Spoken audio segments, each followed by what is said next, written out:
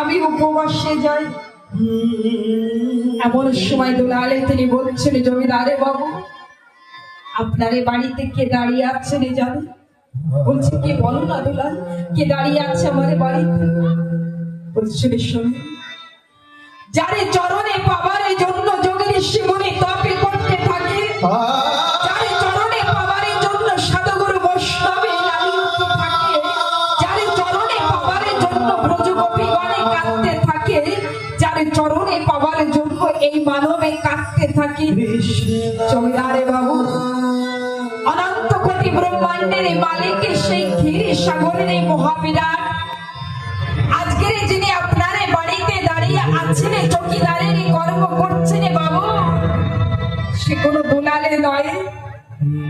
আজকের আপনি যাকে চৌকিদারি করতে বলেছেন সেই তো সেই অনন্ত কোটি ব্রহ্মাণ্ডের মালিক, যে আপনার বাড়িতে দাঁড়িয়ে চৌকিদারের কর্ম করছে। বাবা এমন সময় জমিদারে বাবু তিনি দুলালকে জড়িয়ে ধরে বলছেন, দুলাল আমি আজকের এত বড় পাপে করেছি, আমি এত বড় ভুলে করেছি, আমি বুঝতে পারি না যে এই জগৎকে রচনা করেছিলেন যিনি মালিক। দুলালে তুমি কি বললে? ও দুলাল, সেই পরম পিতা শ্রীকৃষ্ণ সেই আমার গোবিন্দকে আমি বলেছি আমার বাড়ির চৌকিদারি করতে। ও দুলাল, আমি যে বড় ভুলে করেছি, আমি যে বড় পাপে করেছি, চলো একবারই গিয়ে দেখি সে আমার গোবিন্দ আছে। আমি তো চর্ম চোখে দিয়ে তাকে চিনতে পারি নাই, একবারে চলো গিয়ে দেখি।